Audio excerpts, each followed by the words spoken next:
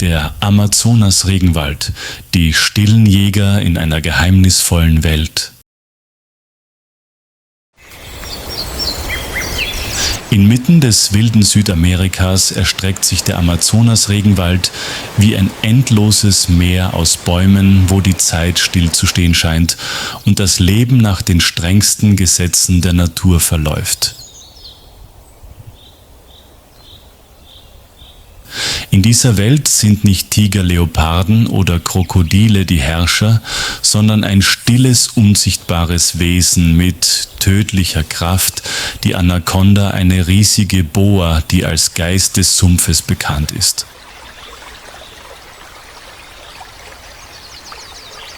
Unter ihnen sticht ein Weibchen hervor, das von den Einheimischen mit Ehrfurcht Arowana genannt wird. Die Trockenzeit kommt langsam, aber gnadenlos. Das Wasser zieht sich aus den Sümpfen zurück und hinterlässt schlammige Pfützen und den fauligen Geruch toter Fische.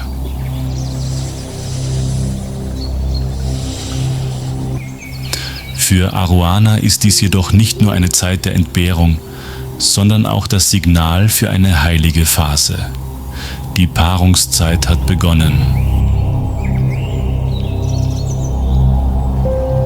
Der Urinstinkt erwacht und treibt sie dazu, ihr vertrautes Revier zu verlassen und sich auf eine gefährliche Reise durch gefährliche Gebiete zu begeben, um den Sammelplatz der Männchen zu finden. Einen Ort, an dem noch Wasser steht, der feucht ist und in dem Pheromone in der Luft liegen. Arowana schleicht leise durch die Dunkelheit, duckt sich hinter dichten Büschen, überquert Ameisenhaufen und weicht den Blicken der jagenden Leoparden aus.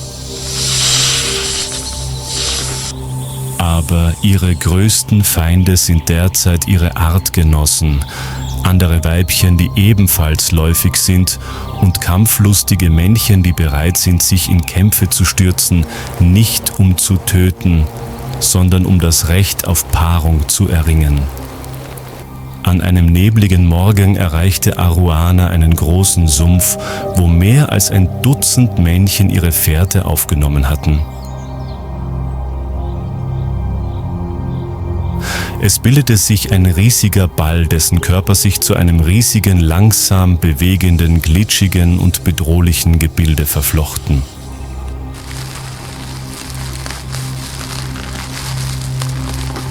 Stundenlang, sogar tagelang lag Arowana inmitten dieses feuchten Kampfes und wählte in einem Rausch der Instinkte ihren Partner aus.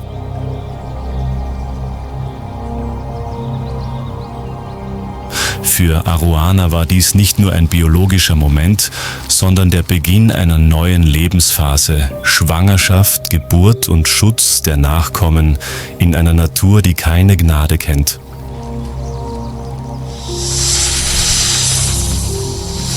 Nach stundenlangem Ringen im zähflüssigen Schlamm der Paarung geht Arowana als Siegerin hervor. Sie hat sich nicht nur den stärksten Partner gesichert, sondern auch neuen Lebenssamen in sich.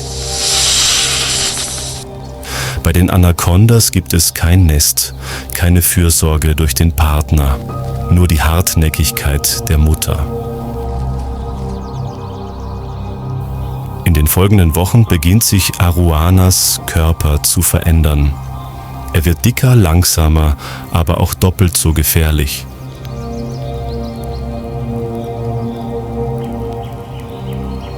Sie zieht sich in die tiefen Sümpfe zurück, wo kein Licht hinkommt und die schwarze Wasseroberfläche die Schatten der Bäume wie stumme Sicheln widerspiegelt. Hier ruht sie sich aus, tankt Energie und hält sich von allen Kämpfen fern. Sie bewegt sich nur, wenn sie gezwungen ist, Beute zu jagen, und achtet dabei auf jede Bewegung, um das Leben der Dutzenden von Embryonen in ihrem Bauch nicht zu gefährden. Als es unter Arowanas schwerem Bauch in den Sümpfen still wurde, war nicht weit entfernt der Himmel über dem Amazonas wieder voller Geräusche. Keine Schreie, sondern Jubelrufe, Geschrei und sogar lautes Lachen. Hoch oben in den riesigen Kapokbäumen, wo nur selten Sonnenstrahlen durch das Blätterdach dringen, befindet sich das Reich der schelmischsten Bewohner des Urwaldes, die Amazonasaffen, darunter vor allem Brüllaffen Howler Monkeys und Saki-Affen Saki Monkeys.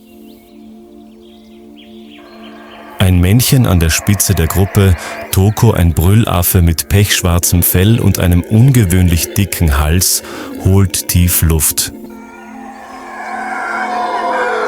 Nur eine Sekunde später hallt ein lautes Brüllen durch den Wald, das kilometerweit zu hören ist und wie eine aggressive Reviermarkierung gegenüber allen Fremden klingt.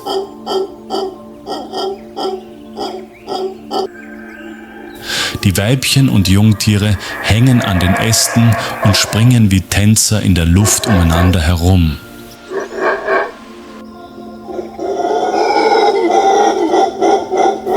Sie sind verspielt, aber auch stets wachsam, denn Gefahr kann von überall herkommen, von den Harpyen in der Luft, von Leoparden am Boden und sogar von Artgenossen, die in ihr Revier eindringen wollen. In den unteren Schichten des Waldes wartet ein 100 Kilogramm schwerer südamerikanischer Tapir leise durch den feuchten Schlamm. Mit seiner langen, flexiblen Schnauze, die einem kurzen Rüssel ähnelt, schnüffelt er am Boden, riecht an Blättern und kaut leise an weichen Grashalmen.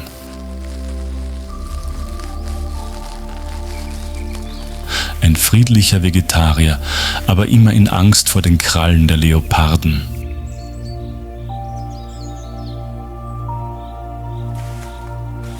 Beim geringsten Geräusch schießt es wie eine Kugel davon und taucht direkt in den Fluss, um dem Tod zu entkommen.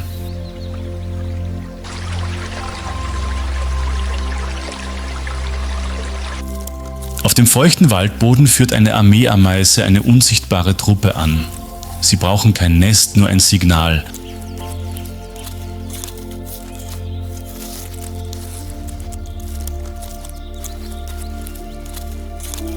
Tausende stürmen gleichzeitig vorwärts und greifen jedes Insekt, jedes Reptil und sogar Jungvögel an, die nicht schnell genug fliehen können.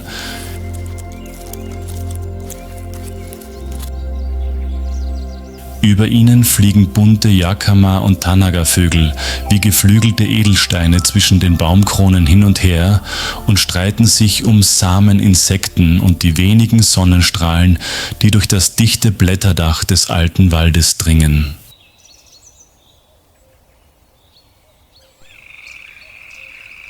Und dann, inmitten eines morschen Baumstamms, taucht ein Wesen auf, das kleiner ist als ein Fingernagel, aber mit einer Berührung den Tod bringt der Pfeilgiftfrosch. Mit seiner leuchtend blauen Haut und den feuerroten Flecken ist er das Warnsymbol des Amazonas, klein, schön und tödlich. Das Gift auf seiner Haut reicht aus, um Dutzende von Erwachsenen zu töten und wird von den Einheimischen seit Jahrhunderten zum Beschichten ihrer Jagdpfeile verwendet. Die Zeit verging in Stille. Im Amazonas wechselte erneut die Jahreszeit, die ersten Regentropfen fielen auf die Baumkronen und bildeten kleine Bäche, die an den alten Wurzeln herunterflossen.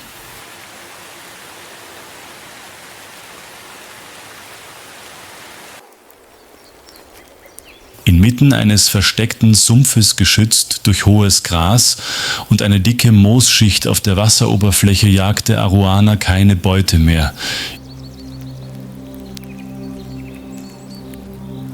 Ihr riesiger Körper war schwerer denn je.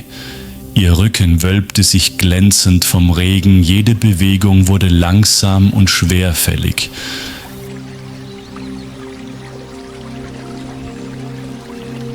Krämpfe setzten ein, die wie Trommelschläge aus der Ferne hallten. Ein Zeichen dafür, dass der Moment nicht mehr aufgeschoben werden konnte. Der Tag der Geburt war gekommen. Kein Nest, kein Partner, keine Hilfe.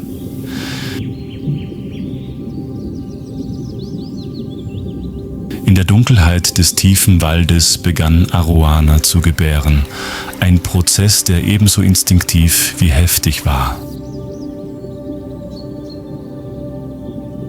Ihr Körper zuckte heftig, ihr Rücken krümmte sich und dann krochen einzelne Jungtiere aus ihrem feuchten, dünnen und glänzenden Körper wie lebende Bänder.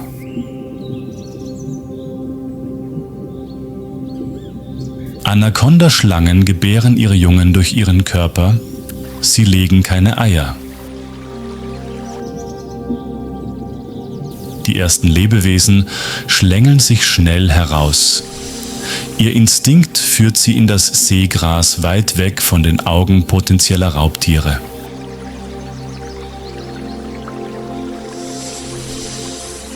Es gibt keine Zärtlichkeiten, kein Säugen. In der Welt der Schlangen sind die Jungtiere von der ersten Sekunde an Krieger. Sie sind fast einen halben Meter lang, haben bereits Zähne, können schwimmen und sind bereit, bei Bedarf kleine Beutetiere zu töten.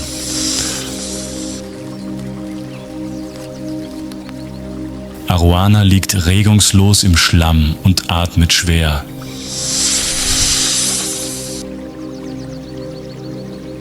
Schweiß, nein, das ist Regen.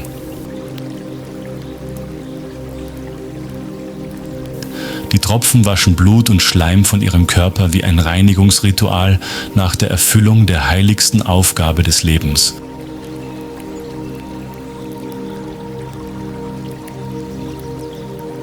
Fast 30 Jungtiere waren geboren, aber der Amazonas-Regenwald verspricht niemals Leben für alle. Schwache Tiere werden von Artgenossen verschlungen, die Langsamen werden Beute für Vögel, Otter oder die Piranhas, die unter der ruhigen Wasseroberfläche lauern.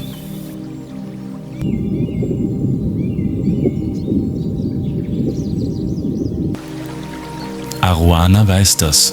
Sie dreht sich nicht um nach ihnen zu sehen. Sie muss nicht wissen, welche überlebt haben. Für sie ist ihre Aufgabe erfüllt.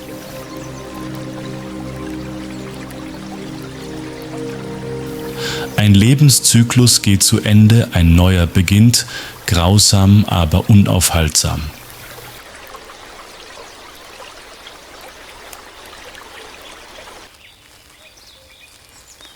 In dem Moment, in dem der Amazonas-Regenwald nach einem heftigen Regenschauer zur Ruhe kommt, bewegt sich eine Herde friedlicher Tiere auf die Wiese am Flussufer zu, wo die Sonne auf das glitzernde Wasser scheint.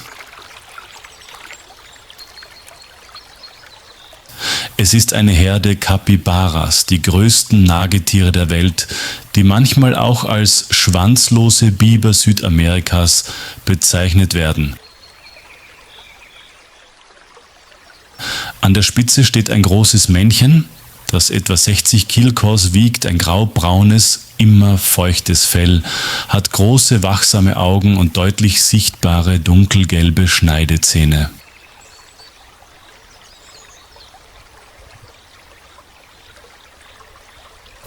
Die Herde besteht aus mehr als einem Dutzend Tieren, darunter säugende Weibchen und wenige Wochen alte Jungtiere, die winzig sind, ein weiches, moosartiges Fell haben und sich eng an den Bauch ihrer Mutter schmiegen.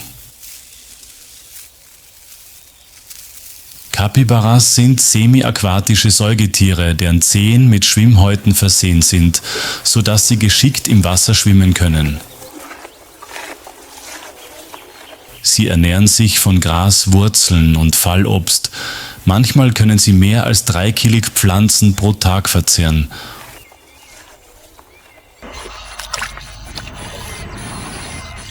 Obwohl sie friedlich sind, leben sie in gut organisierten Herden und kommunizieren mit einer Reihe von Lauten wie Zischen, Brüllen und sogar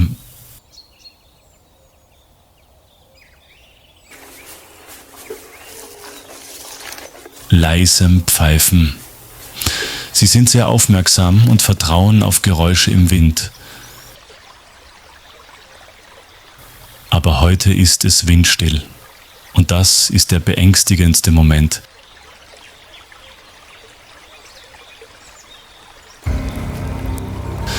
In einem flachen Flussabschnitt stromabwärts, wo der Schlamm die flachen Felsen bedeckt liegt, ein langer Schatten regungslos unter den Wasserpflanzen. Es ist Arowana. Nach wochenlanger Ruhepause ist sie hungrig und braucht Energie, um sich von der Geburt zu erholen.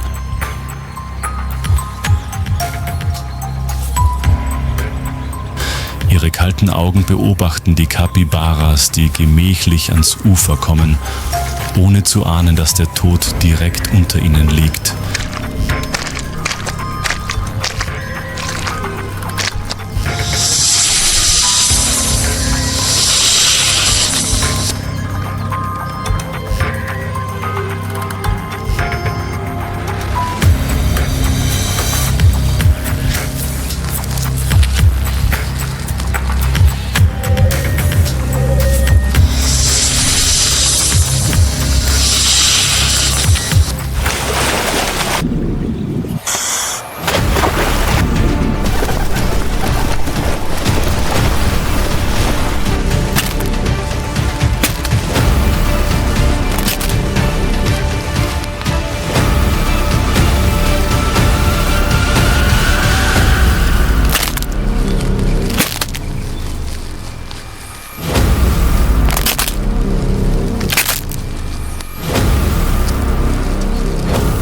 Das ist nicht nur eine Mahlzeit, sondern auch ein Beweis dafür, dass im Amazonas-Regenwald niemand wirklich sicher ist, wenn der grüne Geist vorbeischleicht, egal wie schnell, wie gut er in der Herde ist oder wie wachsam er ist.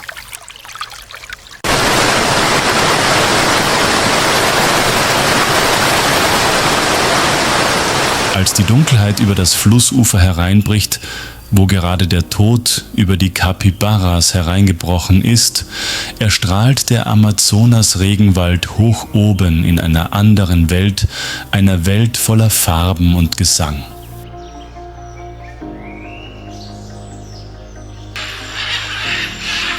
Und nichts symbolisiert dieses pulsierende Leben besser als der Langschwanz-Ara, ein Vogel, der alle Farben des Regenwaldes in sich vereint. Ein paar Aras, ein Männchen und ein Weibchen, gleitet zwischen den tief hängenden Wolken. Ihr Gefieder ist so bunt, als wäre es von Hand gemalt, leuchtend rot wie Feuer, türkis, wie das Wasser des Flusses goldgelb, wie die Mittagssonne.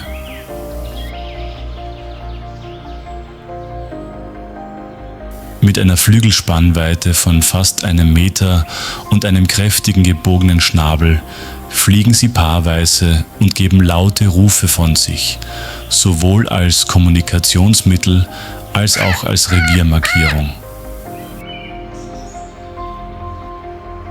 Macaws leben ihr ganzes Leben lang in Paaren. Sie fliegen nicht nur zusammen, sondern suchen auch gemeinsam nach Samen und Früchten und verteidigen ihr Nest gegen Raubtiere wie Baumschlangen, Raubvögel oder sogar Affen.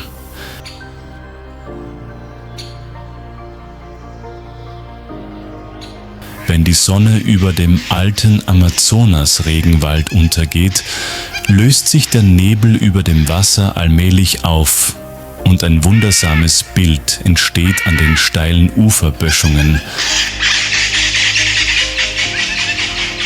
Dort, wo das Leben am intensivsten ist, versammelt sich auf dem scheinbar leblosen Boden eine Schar langschwänziger Aras.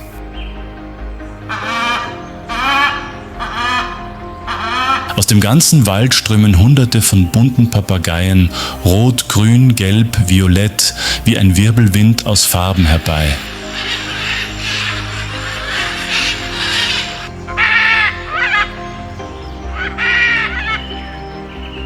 Ihr lautes Kreischen hallt durch die Luft wie das ausgelassene Lachen eines Waldfestes.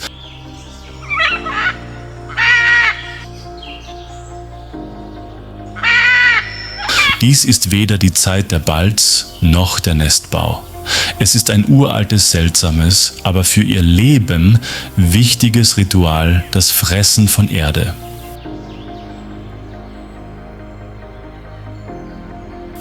Ara-Papageien und eine Vielzahl anderer Papageienarten wie Grünkopf-Papageien, gelb-grüne Papageien, kleine Sittiche drängen sich an den Lehmböschungen am Flussufer und picken mit ihren kräftigen, gebogenen Schnäbeln kleine Erdklumpen aus dem Boden und schlucken sie.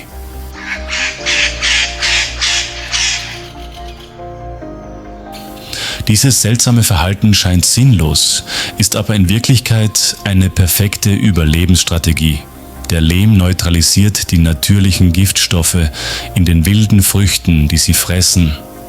Stoffe, die ohne diese Behandlung zu einer Vergiftung der Vögel führen können.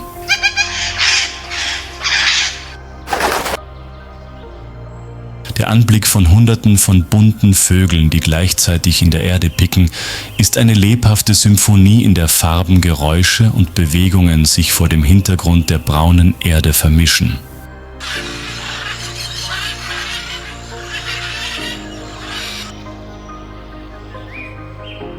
Sie fliegen umher, wechseln ihre Positionen, rufen sich in ihrer eigenen Sprache in der Luft zu und schaffen so eine der spektakulärsten und einzigartigsten Szenen des Amazonas-Regenwaldes. In diesem Moment ist die Natur nicht mehr ein Ort der Jagd und Beute, sondern eine gemeinsame Bühne für ein wundersames Zusammenleben.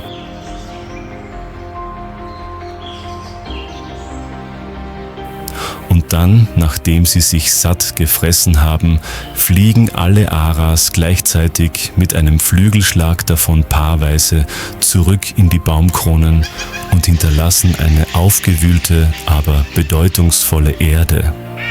Ein Beweis für ein seltsames, aber intelligentes, evolutionäres Verhalten.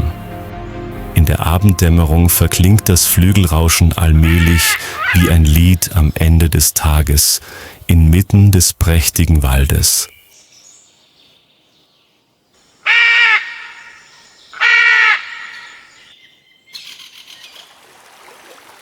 Als die Sonne hoch am Himmel steht und sich auf der weiten Oberfläche des Amazonas glitzert, scheint der ganze Wald in Gold getaucht.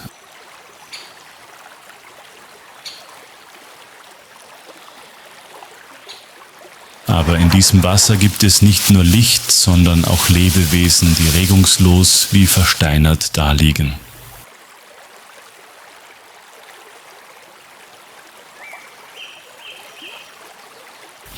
Auf einem Sandbank inmitten des Flusses liegen grau-schwarze Körper in der Sonne.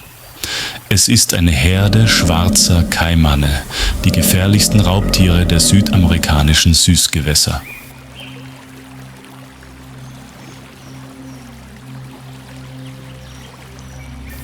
Sie liegen still und regungslos in der Sonne wie morsches Holz.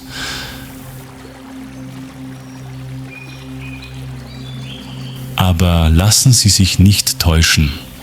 Unter der rauen Haut verbergen sich muskulöse Körper, die blitzschnell reagieren können.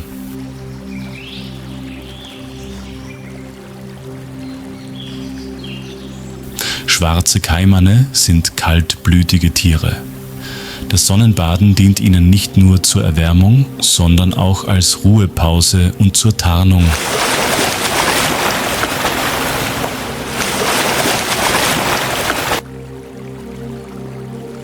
Ein ausgewachsenes Tier kann über 5 Meter lang und mehr als 300 Kilo schwer werden und ist stark genug, um ein Reh, ein Wildschwein oder sogar einen Leoparden zu erlegen, wenn sich die Gelegenheit bietet.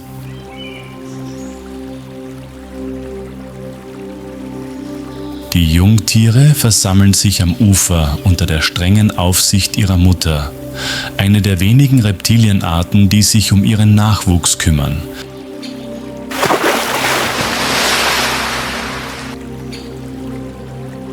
Jedes kleine Quieken der Jungtiere lässt die Mutter alarmiert aufhorchen, bereit im Handumdrehen ins Wasser zu springen.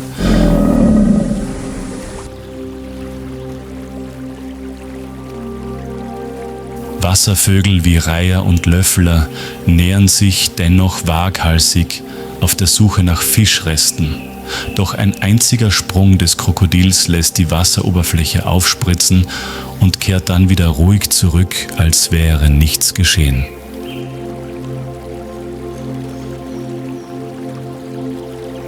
Unter der schwimmenden Schicht aus Wasserpflanzen und Algen beobachten Augenpaare still jede Bewegung.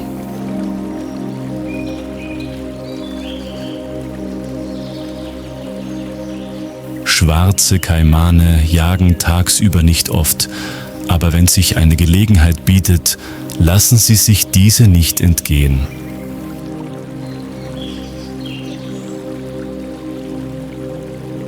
Ein junger Affe, der beim Trinken aus dem Fluss ausrutscht, ein Vogel, der einen falschen Schritt macht.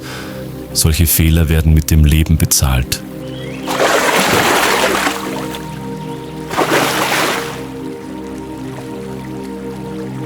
Inmitten der friedlichen Szenerie aus Licht und Vogelgezwitscher lauert unter der Wasseroberfläche die Dunkelheit.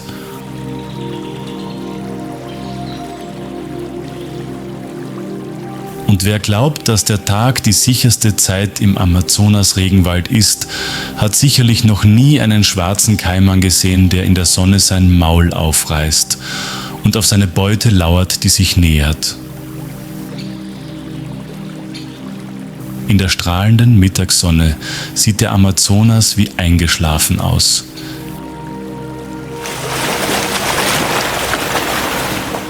Die schwarzen Kaimane liegen verstreut auf den Sandbänken, strecken sich in der Sonne und blinzeln mit halb geschlossenen Augen, als würden sie die Welt um sich herum nicht wahrnehmen.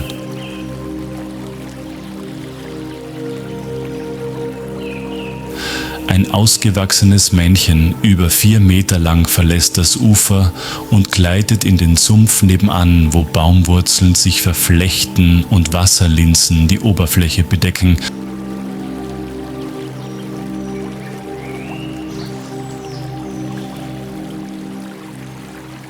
Aber unter der ruhigen Wasseroberfläche wartet Aruna. Sie jagt tagsüber nicht oft, aber der Hunger nach der Geburt und der blutrünstige Instinkt eines Raubtiers lassen sie alles wagen.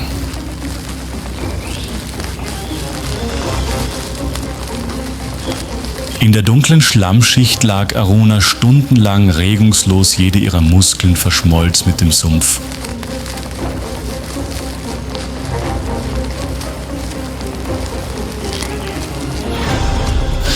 Ihre kalten Augen blickten durch das Wasser und berechneten jede Bewegung des sich nähernden Alligators, ohne zu wissen, dass heute der Jäger zur Beute werden würde.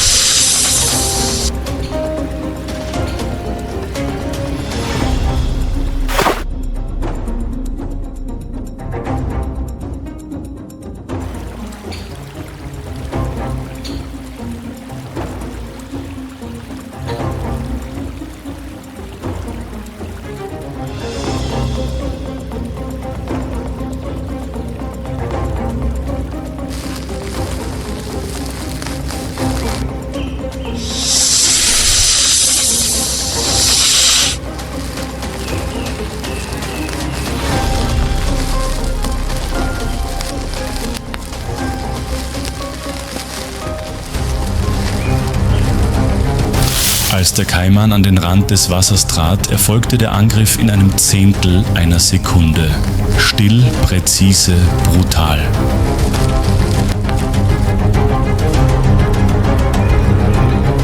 Der Kampf dauerte lange im schlammigen Wasser. Das Wasser spritzte und bildete Kreise.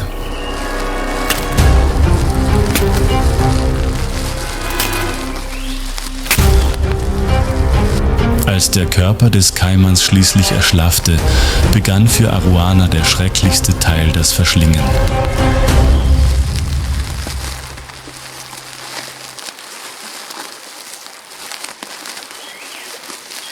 Jeder Teil seines stacheligen Körpers, seine harte Haut, alles verschwindet nach und nach in dem weit geöffneten Maul, das wie das Tor zur Hölle aussieht.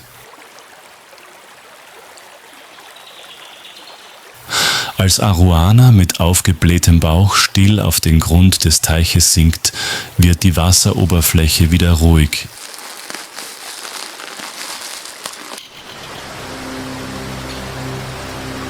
Die Umgebung ist noch immer hell vom Mittagssonnenlicht.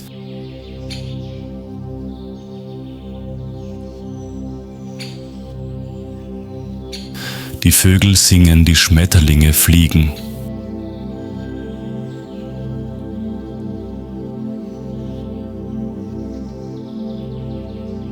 Aber ein König wurde gestürzt. Der Amazonas, eine farbenfrohe, ursprüngliche und widersprüchliche Welt.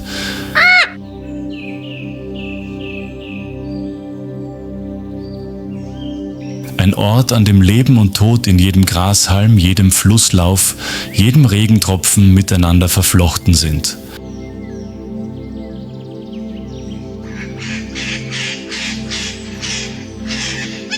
Aber diese Schönheit ist in Gefahr.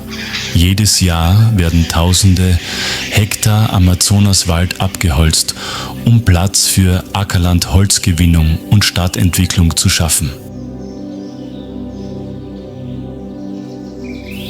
Jeder Wald, der niedergebrannt wird, ist ein Stück der Seele unseres Planeten, das herausgerissen wird. Und mit ihm verschwinden Lebewesen wie Arowana, die riesigen Anaconda-Schlangen, Kaimane, Aras, Capybaras und Riesenotter, bevor die Menschen sie überhaupt richtig kennenlernen können.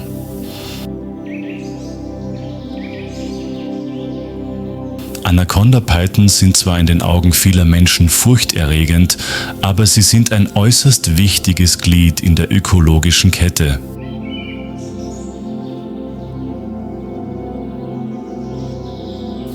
Sie kontrollieren die Zahl der Grasfresser, verhindern eine explosionsartige Vermehrung der Populationen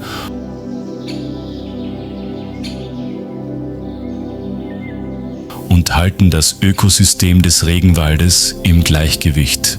Ohne Raubtiere wie Arowana wäre der Amazonas nicht mehr der Amazonas, sondern eine Kette von ökologischen Katastrophen. Heute bemühen sich internationale und lokale Naturschutzorganisationen um den Schutz dieses Waldes.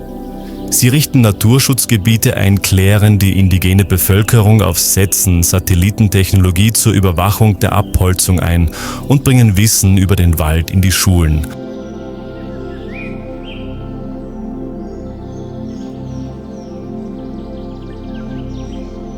Aber all diese Bemühungen sind sinnlos, wenn der Rest der Welt wegschaut.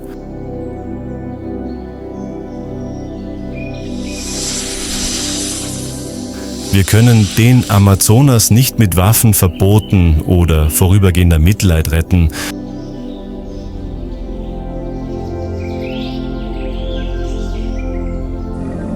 Wir können ihn nur durch Verständnis schützen.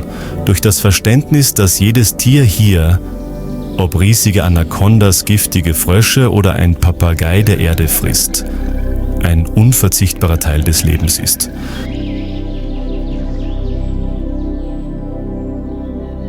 Durch das Verständnis, dass die Rettung des Amazonas die Rettung der Lunge unseres Planeten ist und damit die Rettung der Zukunft der Menschheit.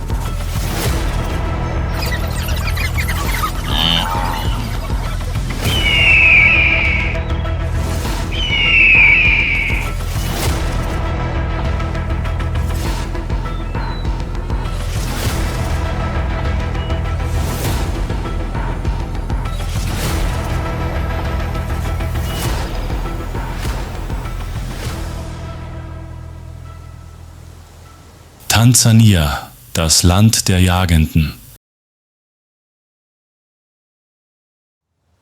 Die afrikanische Sonne brennt vom Himmel über der Serengeti und verwandelt die endlose Graslandschaft in ein trockenes, goldenes Meer. Der Wind wirbelt rote Staubwolken auf die über die kahlen Akazienstämme hinwegfegen und die sengende Hitze der Trockenzeit mit sich tragen.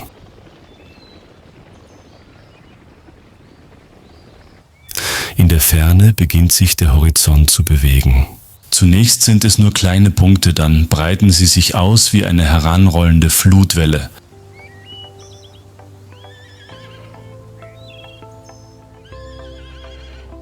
Eine schwarz-weiße Wand nähert sich, Hunderttausende Zebras marschieren und schließen sich dem größten Strom der Erde an.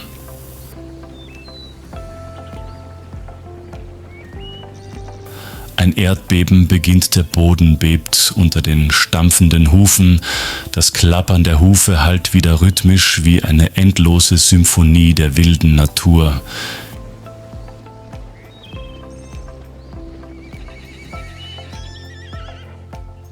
Jedes Jahr begeben sich mehr als 3000 Zebras zusammen mit 1,5 Millionen Kuhantilopen und Hunderttausenden Gazellen auf eine der gewaltigsten Wanderungen der Erde. Sie ziehen nicht aus freien Stücken, sondern um zu überleben. Die Regenfälle haben die Serengeti verlassen und eine karge Landschaft hinterlassen, mit versiegenden Wasserstellen und verdorrten Grasflächen, die nicht mehr ausreichen, um alle zu ernähren. Wenn sie nicht aufbrechen, werden sie sterben, an Hunger, Durst oder durch Raubtiere, die auf die langsameren lauern.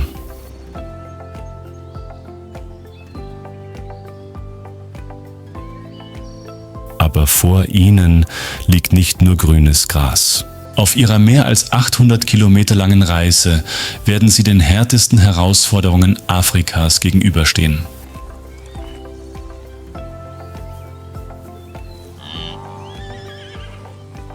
An der Spitze dieser riesigen Herde stehen die stärksten Zebras. Ihre kräftigen Hufe schlagen auf den trockenen, rissigen Boden und wirbeln dichten Staub auf.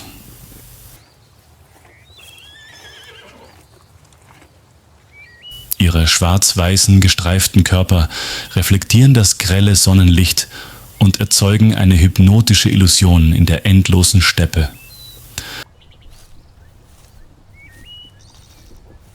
Aber selbst in dieser Menschenmenge dürfen sie nicht unachtsam sein.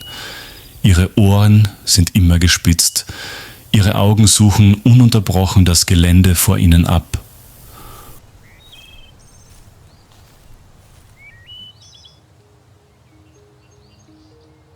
Hoch oben kreisen Griffangeier mit weit ausgebreiteten schwarzen Flügeln, beobachten jeden Schritt der Wanderer und warten auf die Schwachen, die zurückbleiben.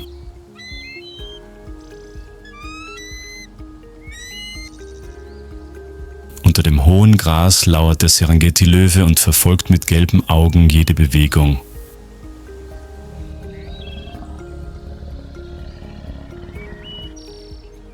Ein einziger Fehler, ein Ausreißer aus der Herde und alles ist vorbei.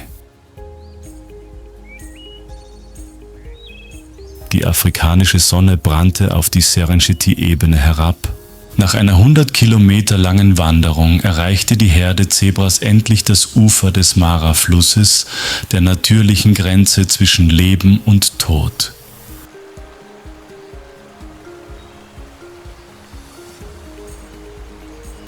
Vor ihnen lag das trübe, reißende Wasser, das tödliche Gefahren barg.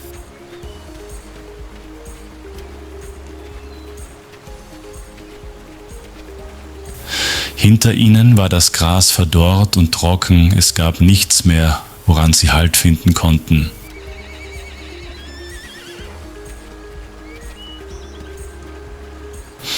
Sie wussten, wenn sie den Fluss nicht überquerten würden, Hunger und Durst sie töten, bevor die Raubtiere sie erreichen konnten.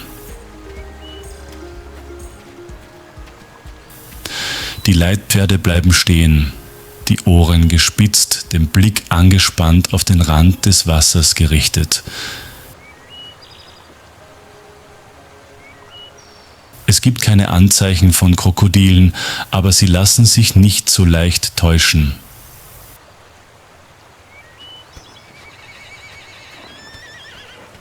Ihr Instinkt sagt ihnen, dass die geduldigsten Raubtiere unter der ruhigen Wasseroberfläche lauern. Aber die Herde hinter ihnen wird immer größer, der Druck von Hunderttausenden von Tieren lastet auf den Leitpferden.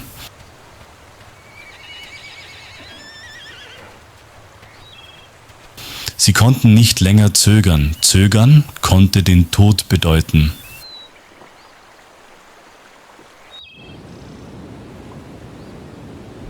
Es gab keine andere Wahl und ein mutiges Zebrafohlen an der Spitze der Herde sprang ins Wasser.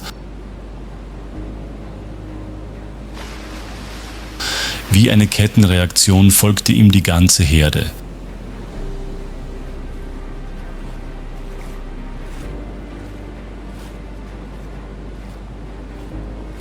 Die Wasseroberfläche brach auf, das Geräusch der Hufe auf dem Fluss vermischte sich mit dem Wiehern, das durch das Maratal hallte.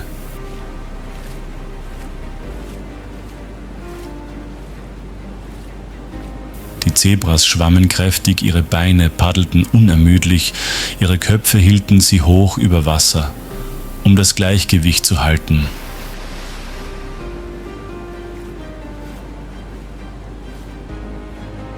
Die ausgewachsenen Tiere bildeten schnell einen bunten Strom, der sich über Hunderte von Metern erstreckte und sich auf das andere Ufer zubewegte. Aber dies war nicht nur ein Schwimmen, es war ein Kampf um Leben und Tod.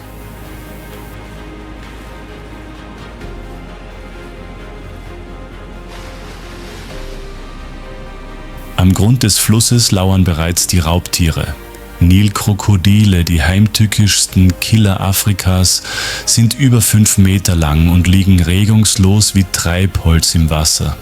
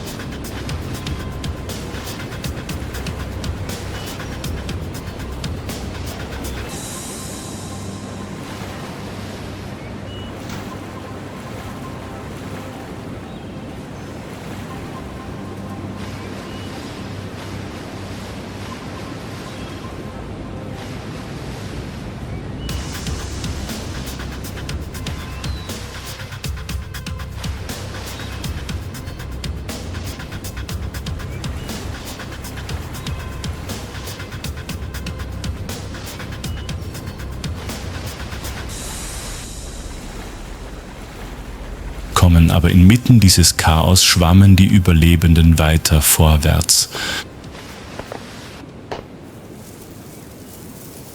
Die ersten erreichten mit zitternden Beinen den Sandstrand und rannten weiter.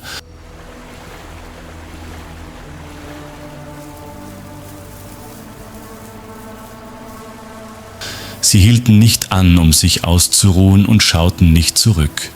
Jede Sekunde Verzögerung hätte sie zum nächsten Mahlzeit machen können.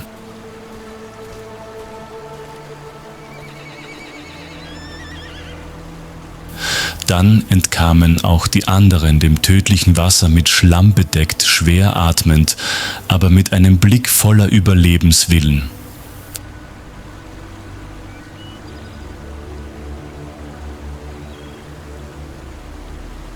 Als die letzten Pferde den anderen Uferrand erreichten, war der Fluss hinter ihnen wieder ruhig.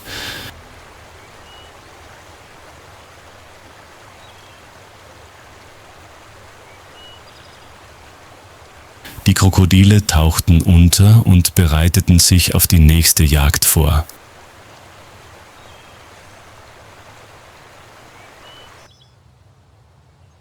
Die Geier begannen sich auf die zurückgelassenen Kadaver zu stürzen. Aber die Zebras machten nicht Halt.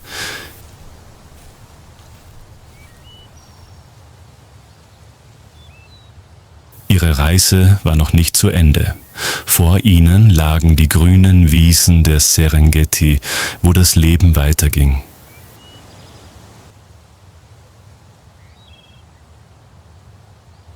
Aber in nur wenigen Monaten, wenn das Wasser versiegte und das Gras verdorrte, mussten sie wieder nach Süden zurückkehren.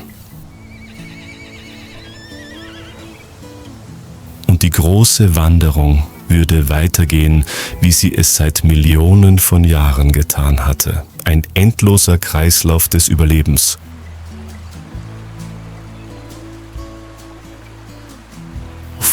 Die Oberfläche des Mara-Flusses kehrte nach dem Chaos allmählich zur Ruhe zurück.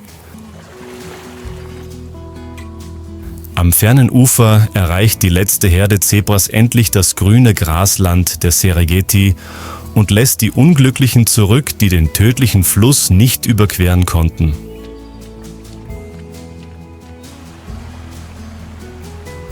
Für die Nilkrokodile ist die Jagd jedoch erst zu Ende.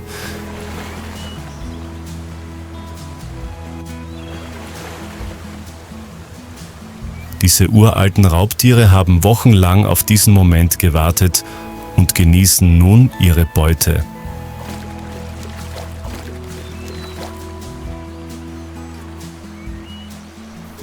Als die Krokodile satt sind, tauchen sie langsam unter Verschwinden unter der schlammigen Wasseroberfläche und verharren regungslos, bis ihre nächste Beute kommt.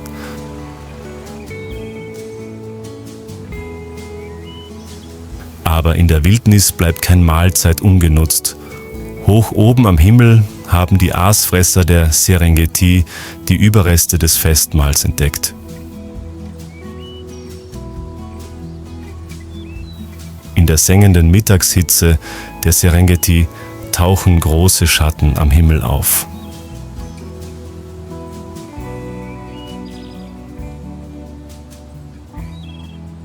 Eine Herde Gänsegeier kreist mit einer Flügelspannweite von fast 3 Metern und lässt ihren Blick über das Ufer des Mara fließen.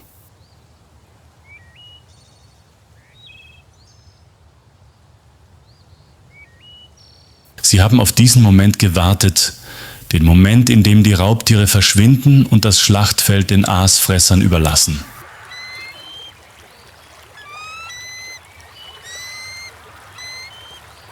Die Krokodile hatten den größten Teil bereits gefressen, aber es waren noch Reste übrig. Knochenhaut, Innereien, die von den unermüdlichen Aasfressern schnell beseitigt wurden.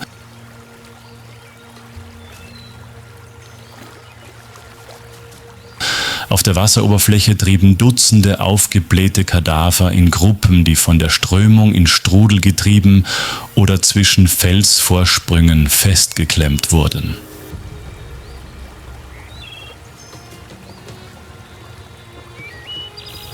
Stille umhüllte den Fluss, aber für die Aasfresser der Serengeti war dies das Signal für ein üppiges Festmahl.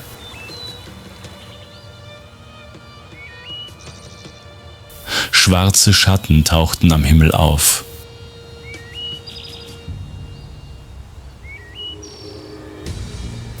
Gänsegeier, Rüppelgeier und Kahlkopffalken kreisten und suchten mit ihren scharfen Augen die Oberfläche des Wassers ab, um die Position der letzten Überreste zu bestimmen. Sie wissen, dass die Krokodile am Ufer den größten Teil des frischen Fleisches bereits weggefressen haben. Aber im Fluss zwischen den aufgeblähten Kadavern gibt es noch Innereien und Knochenmark genug, um eine ganze Herde Geier zu ernähren.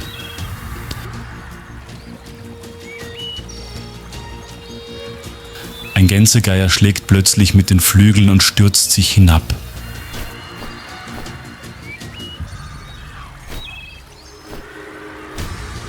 Seine langen Beine berührten die Wasseroberfläche, seine weit ausgebreiteten Flügel hielten ihn im Gleichgewicht, als er auf dem Rücken einer treibenden Antilopenleiche landete.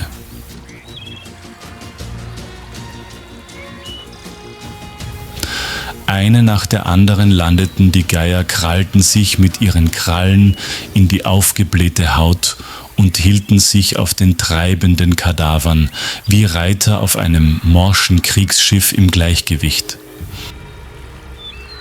Nach der erbitterten Überquerung des Flusses erreichten die überlebenden Zebras und wilde Ziegen das Ufer. Der erste Schatten tauchte auf. Ein Gänsegeier landete sanft auf dem Rücken einer verendeten Wildziege und hielt sich mit seinen langen Beinen auf der aufgeblähten Haut in der Schwebe.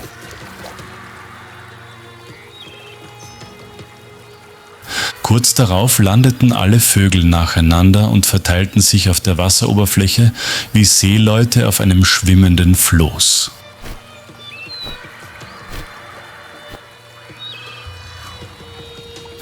Sie schritten vorsichtig über die Tierkadaver und hielten sich mit leicht ausgebreiteten Flügeln in der Balance, während sie sich an festen Stellen festhielten.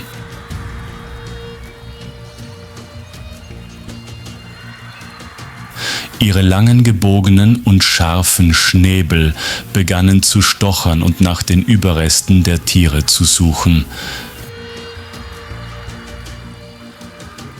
Einige Geier standen am Ufer, neigten den Kopf, beobachteten ihre Artgenossen und warteten auf den richtigen Moment, um sich einzuschalten. Die Mutigeren waten ins seichte Wasser und halten sich mit ihren breiten Flügeln im Gleichgewicht, während sie sich den gestrandeten Kadavern nähern.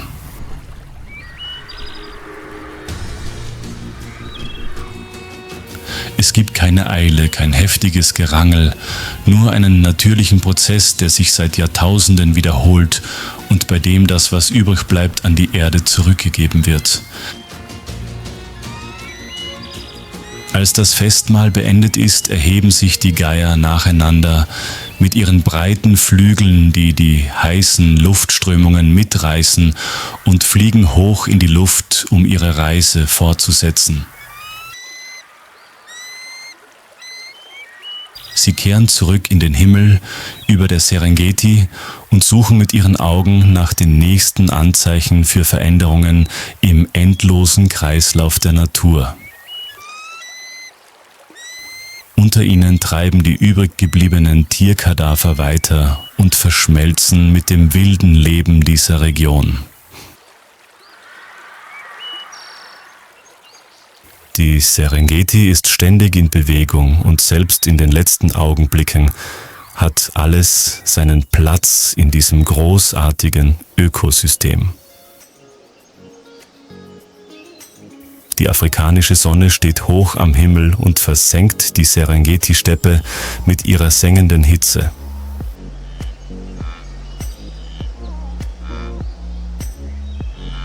Die Trockenzeit hat dieses Land erfasst und die grünen Wiesen in ein Meer aus gelbem Staub verwandelt.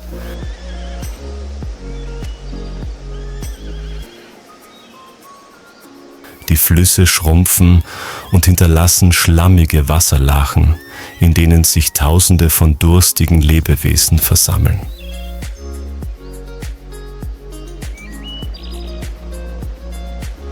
Und dort findet erneut ein Kampf ums Überleben statt.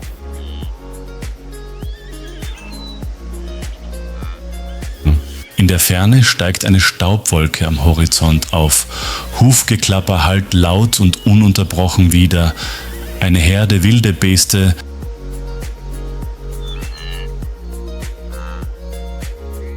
setzt ihre ewige Reise fort und durchquert das ausgedörrte Land auf der Suche nach den wenigen verbliebenen Grasflächen. Hunderttausende Tiere bewegen sich wie ein endloser Strom, ihre leeren Augen spiegeln die Erschöpfung der Reise wider.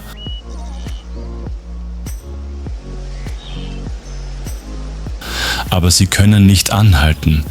Wenn sie sich verspäten, wird der Tod sie ereilen, bevor der nächste Regen einsetzt.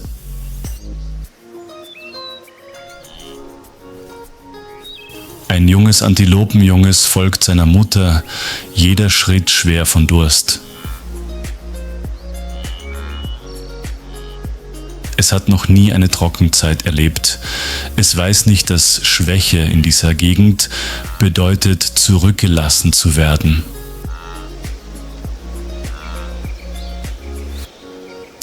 Und es weiß nicht, dass weit entfernt im gelben Gras eine Meute afrikanischer Wildhunde in Position gegangen ist.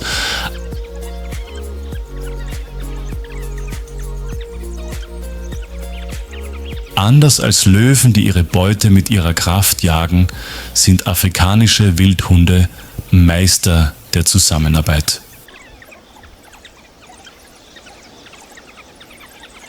Ihre Rudel können bis zu 20 Tiere umfassen und sind perfekt aufeinander abgestimmte Jagdmaschinen.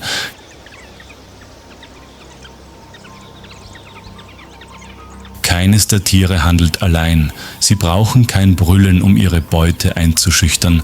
Sie brauchen nur Geduld und Schnelligkeit.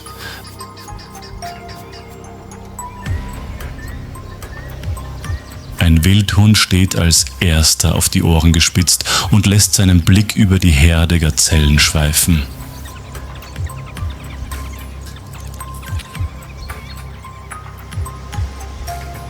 Er hat sein Ziel gefunden. Ein Jungtier, das hinter der Herde zurückgefallen ist. Ein leises Knurren ertönt und die ganze Meute setzt sich in Bewegung. Sie stürmen nicht sofort los.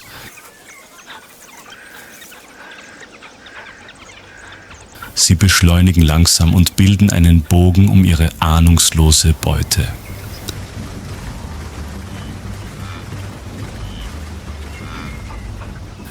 Leise Schritte, kalte Blicke, ein perfekter Plan, der sich abzeichnet, bevor das Opfer begreift, was es erwartet.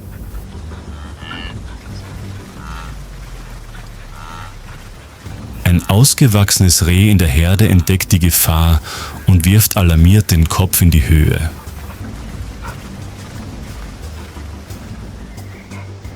Die Herde gerät in Aufruhr und es bricht Chaos aus, als alle gleichzeitig losrennen.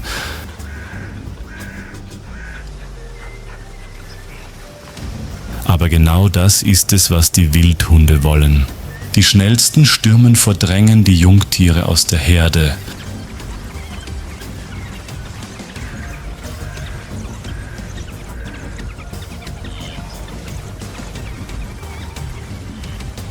Alle Hoffnung auf Überleben ist nun dahin.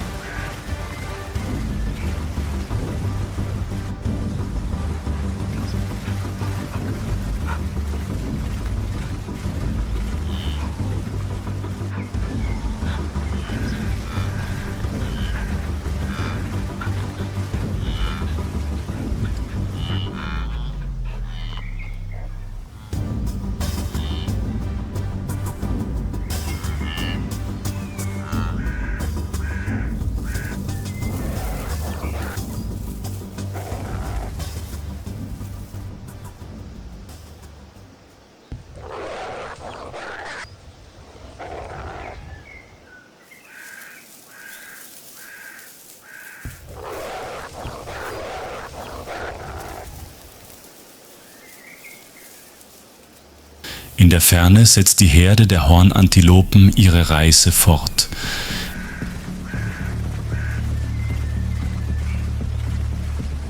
Niemand dreht sich um, niemand trauert um die Zurückgebliebenen. In der Wildnis hat jedes Lebewesen seine Rolle.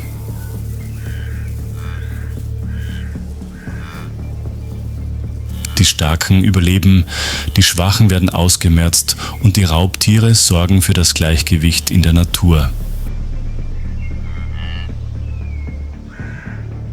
Als die Sonne langsam hinter dem Horizont versinkt, verschlingen die Wildhunde ihren Anteil.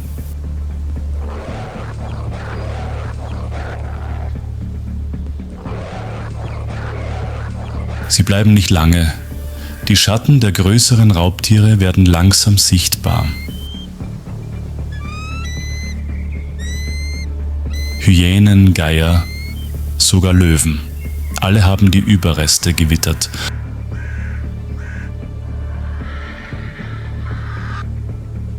Aber die Wildhunde kümmern sich nicht darum, sie sind satt.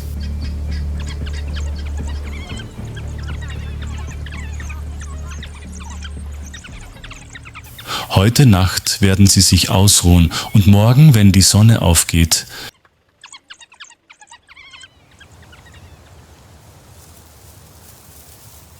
werden sie ihre Jagd fortsetzen. Die Trockenzeit in Tansania ist noch lang und die Serengeti-Steppe wartet darauf, dass die Stärksten sich wieder in den endlosen Kampf ums Überleben stürzen. Die Morgensonne spiegelt sich golden auf der Oberfläche des Manyara-Sees.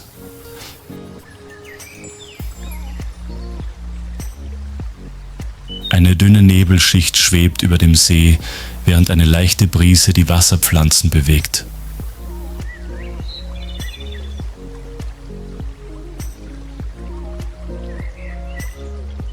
Dies ist ein Paradies für Tausende von Wasservögeln, von eleganten weißen Reihern über stille Kormorane bis hin zu bunten Flamingos, die sich bis zum Horizont erstrecken.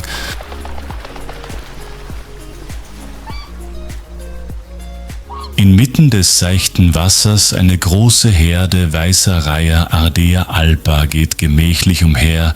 Ihre anmutige Silhouette spiegelt sich auf der Wasseroberfläche wie die von tanzenden Balletttänzern.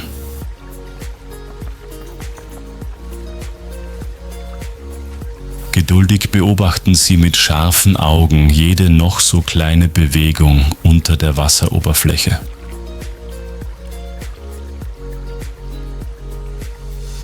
Dann blitzschnell stürzen sie sich mit ihren Schnäbeln nach unten und schnappen sich einen kleinen Fisch, der gerade vorbeischwimmt. Sie brauchen weder Kraft noch Geschwindigkeit, nur absolute Präzision. An einer anderen Stelle des Sees steht eine Gruppe schwarzer Störche, Ciconia nigra, regungslos wie Statuen.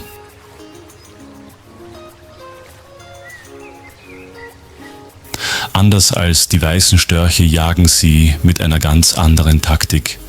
Sie verstecken sich im Schatten und warten, bis ihre Beute näher kommt.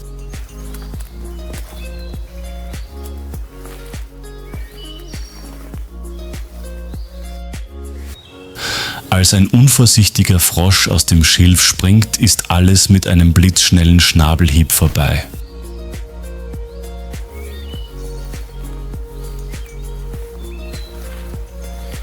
Jede Art hat ihre eigene Strategie, aber alle sind für ihr Überleben auf die reichhaltigen Wasserquellen Tansanias angewiesen.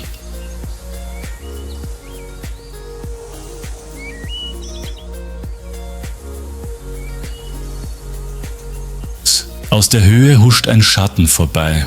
Ein afrikanischer Fischadler Haliaetus vocifer stürzt herab und lässt seinen scharfen Blick über die Wasseroberfläche gleiten.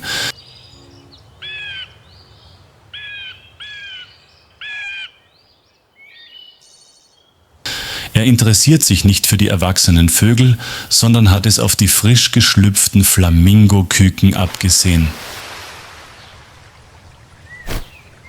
Mit einem kräftigen Flügelschlag stürzt er sich wie ein Pfeil herab und schnappt sich seine Beute mit seinen stählernen Krallen.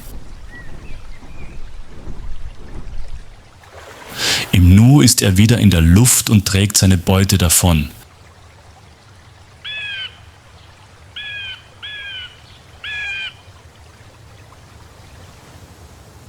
Hier müssen alle kämpfen, um zu überleben, egal ob Herrscher oder Beute.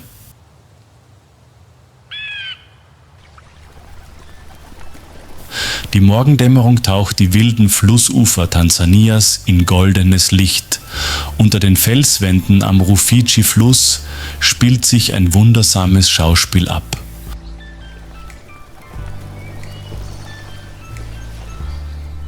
Hunderte von südlichen rotbraunen Merops nubicoides strömen aus kleinen Höhlen, die tief in die Uferböschung gegraben sind, und ihre bunten Flügel reflektieren die Sonnenstrahlen.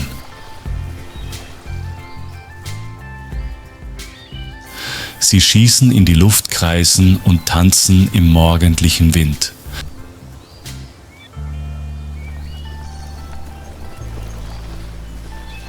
Mit ihrem kleinen Körper, der nur etwa 22 und 28 cm lang ist, sind die südlichen Bienenfresser Meister in der Kunst der Insektenjagd in der Luft. Sie schweben über der Wasseroberfläche und verpassen mit ihren scharfen Augen keine noch so kleine Bewegung.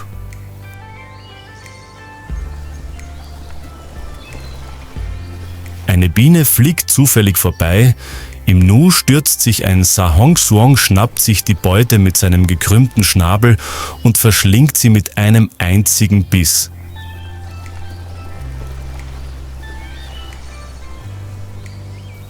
Aber er schluckt nicht sofort. Er schlägt die Biene gegen einen Ast, um ihr den Stachel zu entfernen, und genießt dann sein energiereiches Frühstück.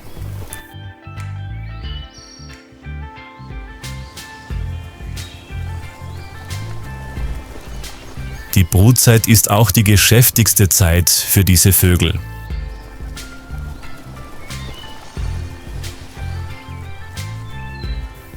Die Paare graben gemeinsam tiefe Löcher in den weichen Boden und legen kleine 1-2 Meter lange Tunnel an, in denen sie ihre Eier ablegen und sicher ausbrüten können.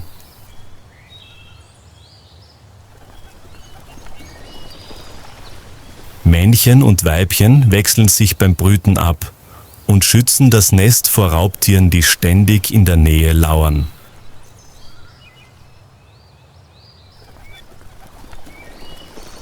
Obwohl sie talentierte Jäger sind, beherrschen die Rosenstare nicht den Himmel.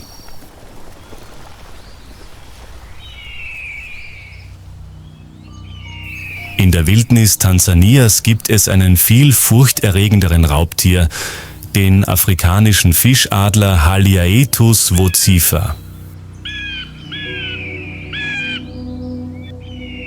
Auf einem hohen Ast in der Nähe beobachtet ein ausgewachsener Fischadler die kleine Vogelschar unter ihm.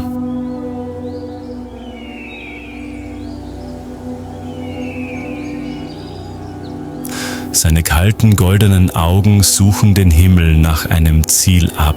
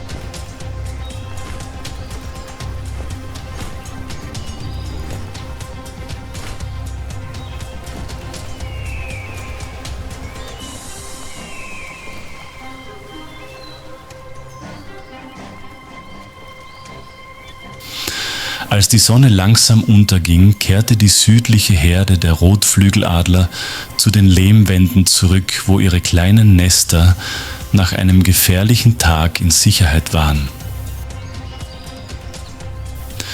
Einige Tiere konnten nicht zurückkehren, aber die übrigen setzten ihr Leben fort.